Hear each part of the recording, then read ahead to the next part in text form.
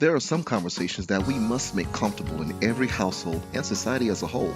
There are also moving stories of perseverance and purpose that not only uplift others, but inspire us all to think and reach higher in hopes of positively affecting someone else. Throughout my journey, I've been fortunate enough to have been a part of some amazing conversations and witnessing wonderful stories of transformation, including my very own. And now I share them with you. Your stories, your narratives, our inspiration. I'm Cory George, and this is One on One. And thank you so much for joining us for this episode of One on One with Cory George. Of course, I'm your host. And in part one of our conversation about intimate partner violence, we explore the perspectives from both a male and female point of view. We also discuss the warning signs that may have been ignored, its effects on children, important facts and figures, and what it took for our guests to gather enough courage not to only leave a painful situation, but to also heal and in turn become spokespeople and advocates for this painful social epidemic. In this episode, I speak with domestic violence survivor, advocate, educator, and reformed abuser, Queen Afee, and I'm also joined by the guest from part one, Troy Jones. And so thank you guys so much for joining us. But I want to start with the quote that you have, and it says, "Body language is your compass into your future." What does that mean for you? I want you to get that. Pay attention to what you think may not be important in that person's gestures. Slouching when you're trying to have a conversation, like we're sitting here today. If I saw slouching, what could or should I see from that or gather from that? Slouching for most people in a communication setting is like, are you paying attention to me? Are you really listening to what I'm saying? Am I important to you? Is my feelings a concern? Absolutely. Are you listening to my concerns? Absolutely. Do you hear my concerns? Because I can tell you right now, if I'm slouching, I don't hear your concerns. I don't really care. Right, and you're waiting for it to be over. I'm waiting for it to be over. But if you're sitting up straight and you're making that eye contact, it's going to be a much safer place for me to be able to share my vulnerable side. Absolutely. With you. In part one, we talked about some of the warning signs. Right. And we often miss those. And I think, and I feel that sometimes we miss the warning signs because we have this image of what we want this relationship to actually be. Sometimes to help redeem a prior bad relationship. Yeah.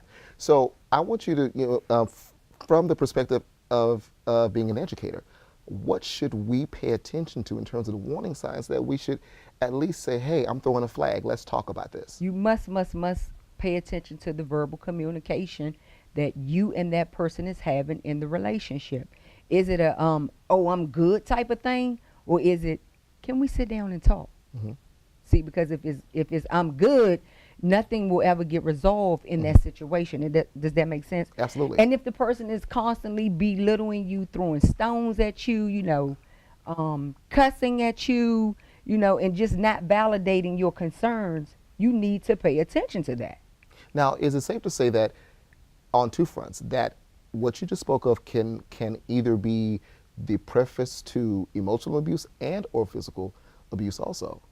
Verbal, if you're going to do, because we talk about domestic violence, where's many tags. Yes, absolutely. So we talking about verbal being the number one tag. Okay. How can you tell it? Through verbal. What's next after that? By me verbally abusing you, I'm automatically emotionally sabotaging you. Absolutely. At this point. Now, the both of those can take us right into physical, because all of that energy has escalated to now I'm strangling you, and you think it's love, but I'm trying to kill you. Wow. So Troy, so you hearing this from a woman and telling you, well, and you being in the audience of what she's saying, what does that bring up for you? It helps me to remember that it was real, that it was very real.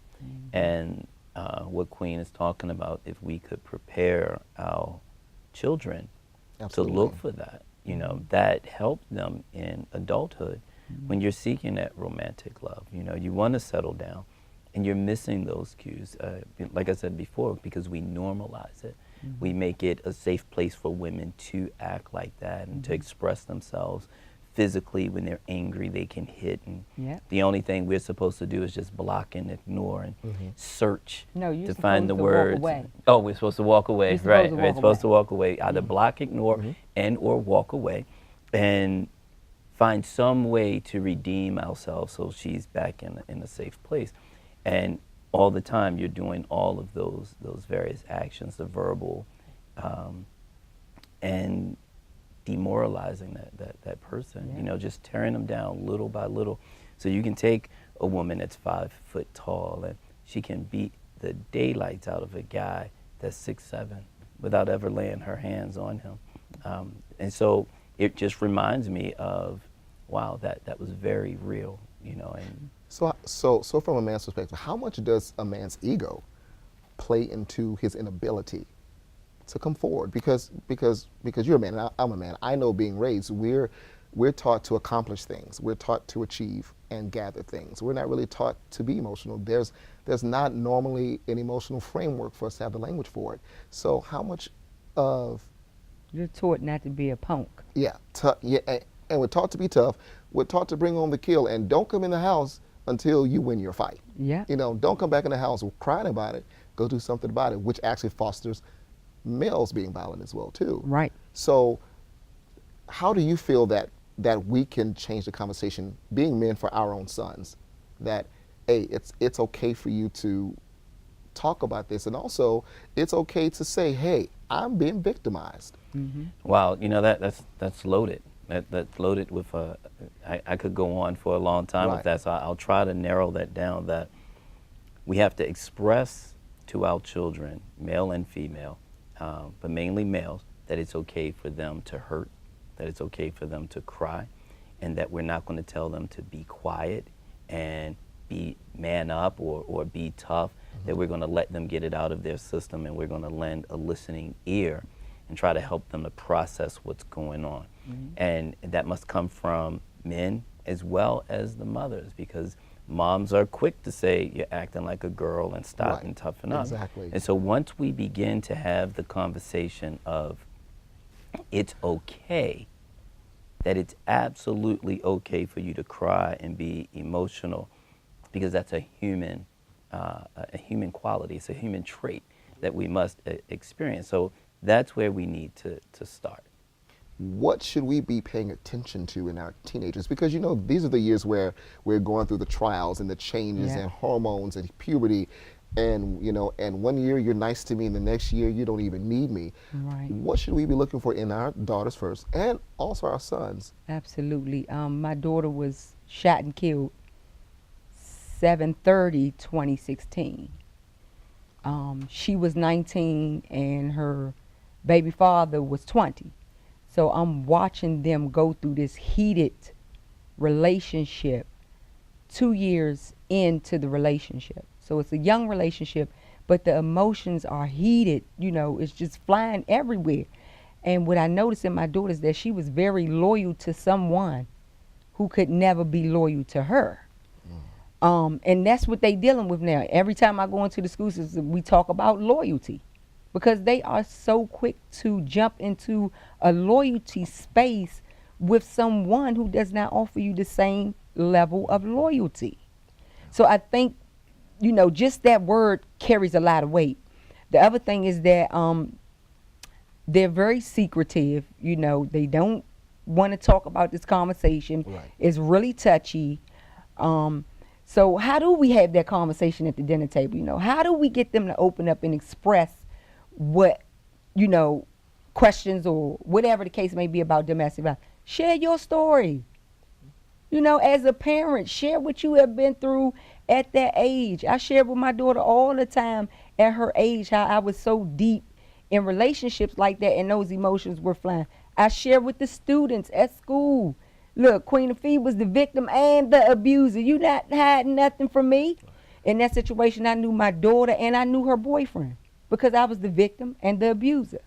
You know, and so I'm able to share on that level of communication with them, which then prompts them to open up, you know, about being abusers themselves. Well, and that's true, because I have a 14-year-old and he's going through his throes of finding out who he is. And and this happened to me last week. it wasn't a deep type of situation, but I've learned if I shared my history with what I think he's That's going right. through, at some moment he will come forward without me prompting. Absolutely. And I think that's very valuable when you are the example of the trial and the victory. Yeah. If you are the clear example, because we have to set it up to as we are our kids' first role models. Yeah. And role models are people who have gone through something and have abounded into That's another right. level. That's right. So I think that's the first step that we have to do, is to make the conversations comfortable. And on this show, so one of our goals is every conversation that we have, we hope it gets into the mainstream. Yeah. Because these are not mainstream conversations. No, it's not. But in the first part of our conversation with Mr. Jones, we talked about what influences in our upbringing may have prepared us to be more accepting of being abused. Were there any incidents or anything that you now realize you had gone through or had seen your parents go through that made it more acceptable for you to sit in those situations? Absolutely. I mean, young, between the timeline is 5 through 12 years old. If I'm growing up in it, it's mine. Like, I'm going to be that 9 times out of 10. You may have 5 children and one of them may not go through it at all. Absolutely. Okay? But the other 5 is, woo-wee, a force to be reckoned with. Yes, because we've seen this growing up. It has become our normal. And we were told if the police come, you need to say this, this, and this. Yeah. Because what goes on in my house stays in my house. You know, and so that in itself is alarming and violent to tell a child. But you have to do what you have to do in that setting because you don't want to get in trouble. You don't want to be the one to get mommy or daddy arrested. You know, you don't want to see that going on. So you go alone and start lying about domestic violence. And then we get how old? 13 through 16 years old. And guess what we're doing? We're still lying about domestic violence. And then we get in our adult relationships and we're still lying about domestic violence. Absolutely. It starts very young.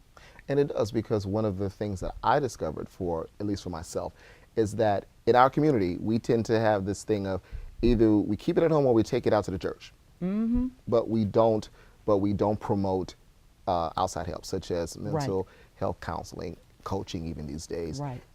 In your current work, is it easier for you to promote the outside help for the men's group, especially because men really don't go to that place and say, I need help on the outside, because we're taught to heal ourselves. Is that something that you actually push in your men's group? I do. I push it.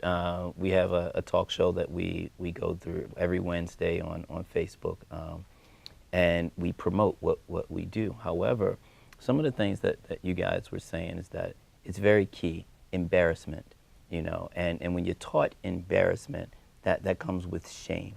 You know, so regardless of how much we push, you still have to create comfortable environments where you're not shamed, where you don't feel embarrassed. So a lot of times with kids, they're forced to choose. Either you're going to choose mom or you're going to choose dad. And you mentioned earlier, they see what they want to see, hear what they want to hear. And so we have to count those factors into, are we putting our children in a position where we're forcing them to choose, because they're going to choose, and they don't want to get mommy in trouble, they don't want to get daddy in trouble. But men, more so men, want to protect mom. And they want to do everything they can to make mom happy. So when we get into a relationship, that's our mom. So no matter what she does, I'm not going to do to you what my dad or other men did to mom. I'm going to make you happy. You're going to love me. You're going to accept me. Right. Because if I don't achieve that, then I failed and I'm embarrassed. And so that's a great place for us to take a break. But when we come back, we're going to have part 2 of this conversation, and we answer the looming question, can an abuser be reformed? Right here on One-on-One with Cory George. And so stay tuned. Yo, anybody want to talk to a brother?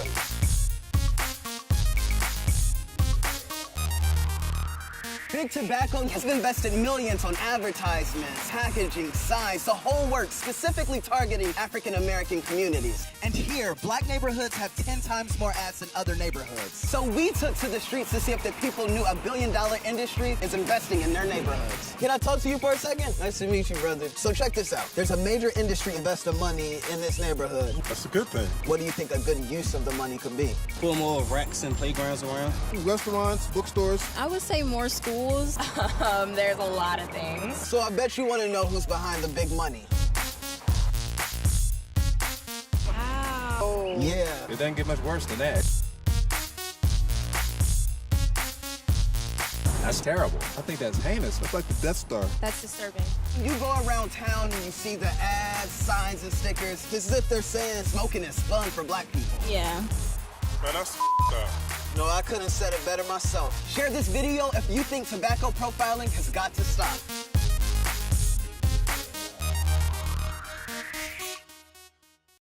And we're back, and if you're just tuning in, we're talking about intimate partner violence. This is part 2 of our conversation.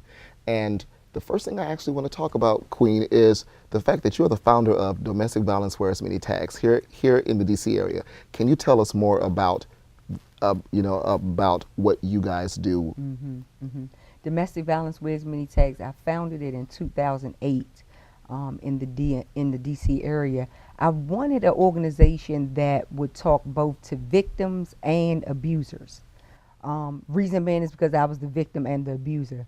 So the other thing was that nobody was talking to the abuser. And I know that if we're going to end domestic violence, we need to be talking to the abusers.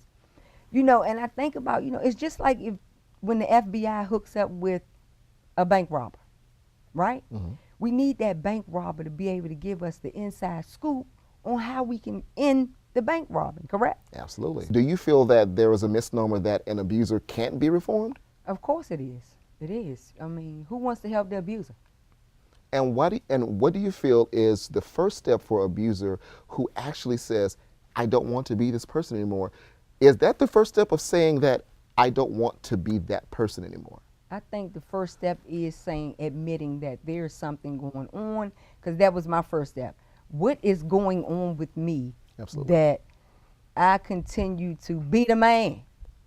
And for that mean beating anyone. Yeah. Okay. And so why am I so angry? Why am I so upset? Why am I so disgusted? I think with the abuser, that's a guided process because it can get very emotional in there. The first step is why. Yeah. Why? And then the next step will be, well, who can I talk to help me understand why I was an abuser? Think about it. It's not a lot of places where abusers can go and talk to another abuser. Absolutely. It's just not there. And so how are we going to end domestic violence? And that's the truth, because I think that those who are abused can always find a video, can always find an article, always find a statement from someone who used to be books, abused. Massive books, yeah. Everything. But the abuser's not given the opportunity. Absolutely not. To first say, hey, this was wrong. Yeah. And I can see myself outside of that. But you actually mentioned anger, and as I mentioned in the first part of our conversation, coming from an anger management background, I find that it's a vital part of the recovery process, because I don't know, it could be healing or recovery or both, but the recovery process to understand why you respond to your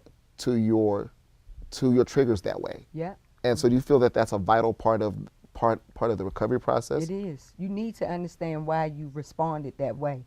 And see, what research is saying is that a lot of times abusers were victims first.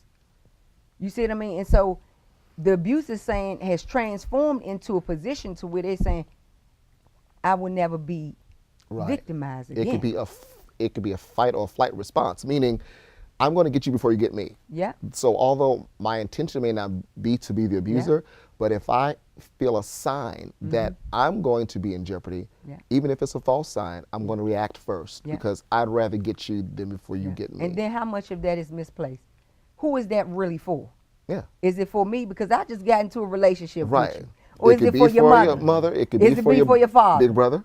Yeah, for your brother. Or that bully on the playground. It could be that person. Why am I? Because this didn't just start with us. Absolutely. This was a 5 to 12-year-old thing. Right? So I'm just getting in a relationship with you. So why are you so heated with me? Does that make sense? Absolutely. Which is the same question, I asked about my daughter's situation. You just was only with this guy for a few years. Why is he so heated with you? Right. You see what I mean? Absolutely. Are you dealing with misplaced anger here? Misplaced trauma? Absolutely. That this particular person can take a pistol out and shoot you in the head. You coming from that environment, because I'm pretty sure you couldn't ask the questions to your ex-wife as to why or what were the catalysts. Do you have any questions that you felt have been left unanswered that you want to just ask Queen and maybe she can answer them for you? Actually, I don't, because I've sat in the audience before and heard Queen speak and share, and we were sharing this a little before, that the response that the audience gave was laughter when she talked about it. That silenced me longer. I spent enough time with my ex to realize why she was doing it. But for the various things that you guys are talking about, I thought it was something about me that would change her. I thought if I showed her what a good man was, what her father wasn't doing for her mom, like, because she gave me all the stories. Like, she laid it out. And what she did was gave her reasons as to why I should give her a pass. And because of my past, it fell right in line. You know, I wanted to be that savior. I wanted to wear that badge. I wanted to get that invisible trophy wherever you get it. I've never received one. Absolutely. But I thought some way, somehow, there was a trophy at the end of this.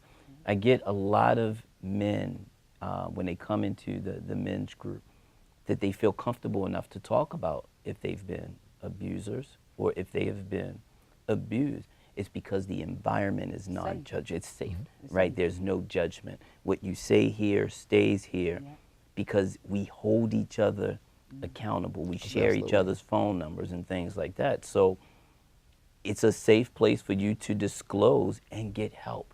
And we partner with mental health facilities where we're not here to provide that in-depth therapeutic, you know, being diagnosed. But we can point you in the direction if that's the case. But a lot of times, these guys just need someone to talk to. That's it. That's the biggest form of therapy. Yeah, because the power of revelation, first you have to admit it to yourself. Now you have to have the comfort of speaking it, because, you know, the first time is always the hardest. Then, as you said, it's almost like peeling an onion. Yeah, you cry a little bit, but by the time you get to the center of that onion, it's sweet. You know, there's no more tears. But I want to ask you a very interesting question that I heard you answer online that I didn't even think about. It was I think the question was, why would you never tell an abuse victim to try to leave? And this is coming from a perspective of you knowing that you were in abuse and how abusers think. I want you to answer that for the audience as to why you would never tell an abuse victim right off to try to leave. I would never tell it to a man or a woman that's a victim to just leave. It's a dangerous thing to do, because as your abuser, I know where you are. I know where you're going. I know where you work at. I know where your mom is at. I know where your dad is at. I know where everybody is at. So where are you going? Someone told me, oh, I'll go to a safe house. And I said, well, is it any police or security at the safe house? You're going to have to come out that safe house. At some point. At some point, okay? And so you got to think about, wow, this person knows some really personal and in-depth things about me. If I'm going to leave, then I need to leave forever. Right. There's no leaving and coming back. There's no leaving and this person knows where I'm at. Even though, you know, DC is a small. You know, it's very hard to leave an abusive relationship in DC. You know, but you have to devise a plan. Absolutely. You have to have a plan in secret. You can't tell me that you're going to leave me, because I'll kill you. And that's very interesting, because usually the thing is, you need to be safe. You need to do this, and it's a very real thing that if I've been, even if I'm not abusing you, I'll probably know your social security number. I know your passwords because we're open like that. I know your friends. Honey, I know where you go. On Facebook telling everybody where you at and what you doing. And there's tracking information on all these apps and devices. Absolutely. So and so that was a key point. So when I heard it in the interview, I was like, wow, I didn't think about that. But I think you wanted to add something. Yeah, I to wanted that to say that works very well when you're afraid physically. But a lot of times these things aren't criminal. You know, but they still will use your finances. They will still use the court system. They will drag you back and forth to court. They will use your children. They will play the victim role, you know, to play on that guilt. So it's not just that aspect of they will find you or kill you, or even though that is huge and that is very huge, but there are other levels to that people need to be mindful of. It just depends on the victim. Absolutely. It depends on my victim. Absolutely. if I want to give them leeway or not. It Right. just depends on my victim. Yeah. It just depends on how I'm feeling about that victim. Absolutely. If a victim is constantly threatening to take my children from me and threatening to leave me, I'm not going to court with you. Yeah. I'm going to end you because I know I can do that. Just save myself the time. But it just depends on that victim. It depends on the situation. It depends on how I'm feeling about my victim. You know, and I value your perspective because we always assume what we think the perpetrator will do. That's right. And we always assume that if I want to leave, I can make it safe for myself. Right. Without understanding, you already know your perpetrator. But you've already seen what the possibilities That's are. right. So just take it, just take it another level up because now they're threatened. That's right. You know, so that's very important. But I want to make sure that before we end this episode, I want you to again talk about your support group because we talked about it in part one. But if someone missed it, I want you to talk about briefly what B6 is, where it's located, and how people can find out more about it. All right, so B6 Men's Support Group was founded because there was no place for men to really go just to be themselves. It doesn't matter what walk of life you're from. It doesn't matter your sexual orientation. When you come to B6, you are talked to and approached as a man. We respect you. We respect your opinion and your thoughts. It's curriculum based. We're located in Baltimore, 1601 North Calhoun Street now in the Sandtown area. People can find it on Facebook at 108 Organization or on our website, 108organization.org. Okay, awesome. And also, how can people first find out more about domestic violence, wears many tags, and also reach out to you? Yes, we're on Facebook, Twitter, everywhere. You can just type in domestic violence, wears many tags, and all of our information will come up based here in D.C. I, too, have a men's support group, Men Her Too, the other side of domestic violence. And we're going to be hosting our class this Thursday. And so I also have the group where it is live in Facebook, very safe space in Facebook, where guys can reach, have help or have assistance 24/7. Awesome. A place that they can have a safe space too. So, Facebook is a great place, and social media, period, is a great place to reach us. Well, I want to thank you both again for taking the time to share your perspectives because both of them are equally powerful, equally necessary, and timeless, really, because as you said before, we don't talk about it enough and we can't talk about it enough. And we want to sponsor these conversations to be as comfortable in the household as possible. If someone you know or yourself is in harm's way as it relates to intimate partner violence, I want you to pick up the phone and call 1-800-799-SAFE or visit www.thehotline.org, and that is the National Domestic Violence Hotline. And thank you so much for joining us for this episode, and we'll look forward to talking to you again. Take care.